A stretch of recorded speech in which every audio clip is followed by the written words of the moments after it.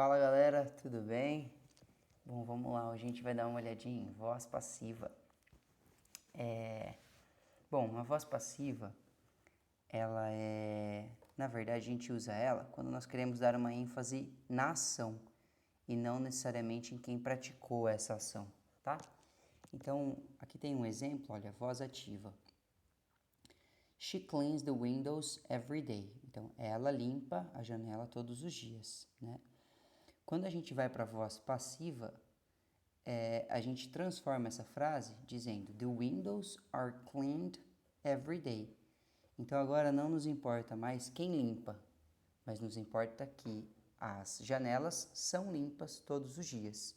Então a gente dá ênfase no que acontece e não em quem faz algo acontecer, tá? Tem outro exemplo aqui, olha. My father built this house. Meu pai construiu essa casa, né? E aí na voz passiva ficaria This house was built by my father. Essa casa foi construída, e aí você pode acrescentar, se você quiser, né? Pelo meu pai. Mas o foco não está aqui, não está o que meu pai construiu a casa, mas sim que a casa foi construída, tá? Então, é o primeiro caso aqui de uma situação onde a gente usa o verbo no particípio, tá? Então, a aula anterior, a aula 63, se você não assistiu, assista, mostra pra gente quais são os verbos no particípio, tá? Dos verbos regulares. A voz passiva é o primeiro tópico do inglês que nós estamos aprendendo que vai ser usado o verbo no particípio, tá? Que é a terceira coluna.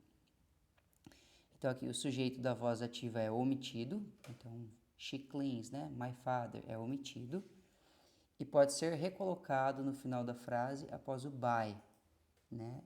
Caso queira se citar quem praticou a ação, que é aqui no caso desse exemplo, né? By my father, tá?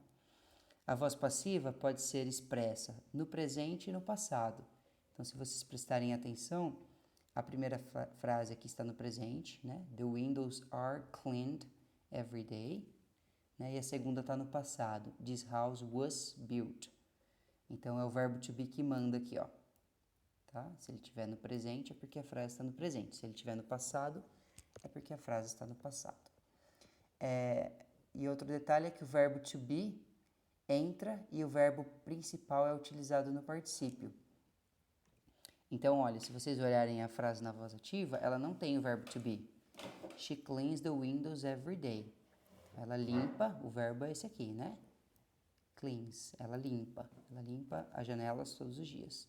Na voz passiva, sempre entra o verbo to be, porque é como a gente fala em português, né? As janelas são limpas, a casa foi construída. Então, nós precisamos do verbo to be para fazer a voz passiva. E seguindo o verbo to be, nós temos o verbo no particípio, que é a terceira coluna.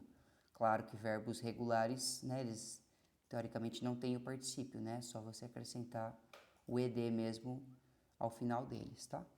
Então, aqui tem a estrutura, porque nesse vídeo eu já estou falando tanto do presente quanto do passado, e também já mostrando como funciona frases da voz passiva no afirmativo, no negativo e no interrogativo, tá? Então, uma aula bem completa sobre a voz passiva. Então, frases no afirmativo. Nós teremos o sujeito, né? No caso aqui, the windows, ou this house. Depois nós temos o verbo to be, que aí, como eu falei já, ele pode estar no presente ou no passado, mas ele tem que concordar com o sujeito, né? Então, the windows are. Ou se fosse no passado, né? The windows were, tá?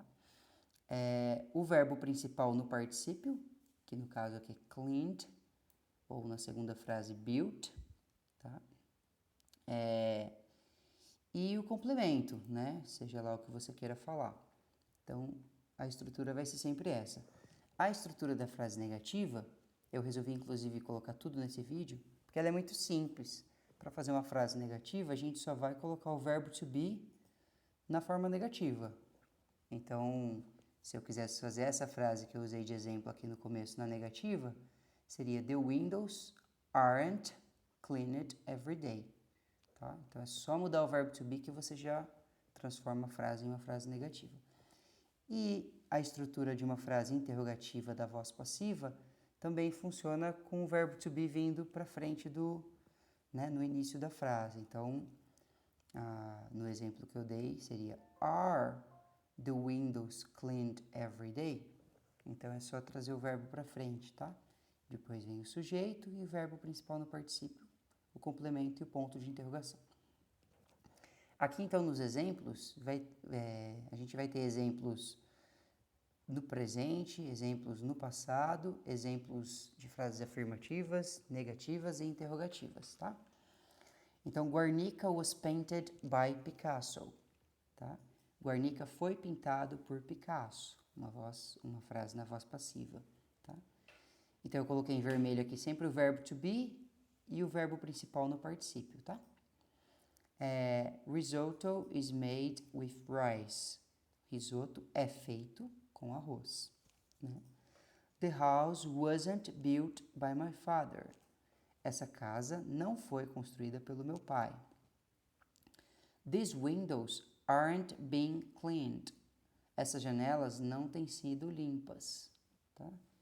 E uma interrogativa aí. When was the pie eaten? Quando foi comida a torta ou quando a torta foi comida, tá?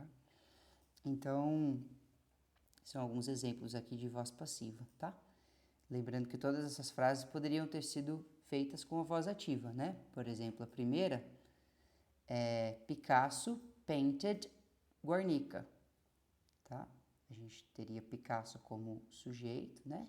Painted, pintou Guernica, tá? Mas a gente não quer dar ênfase no Picasso, então a gente usa a voz passiva, né? A segunda também, só mais um exemplo aqui, ó.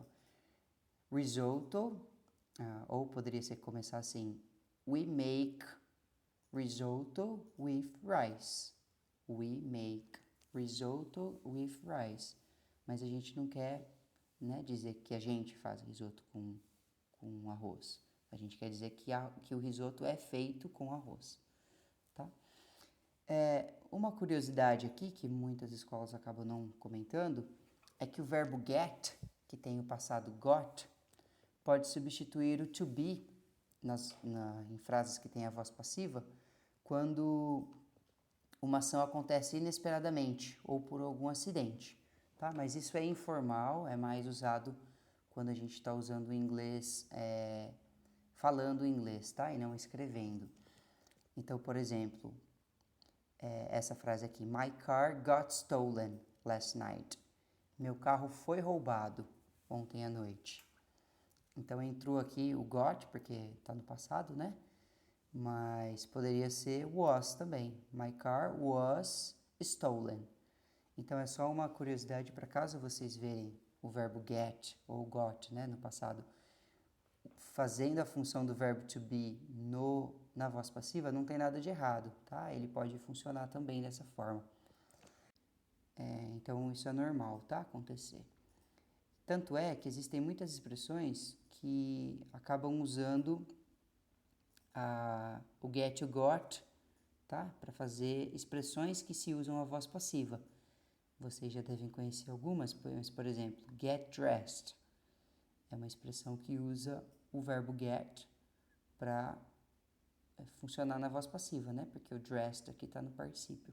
Get washed, get engaged, get married, get divorced, get lost, get mixed up, get started, get fired, tá? São situações onde o get entra no lugar do verbo to be para formar expressões com a voz passiva, tá bom? Espero que tenha ficado claro, pessoal. Até a próxima.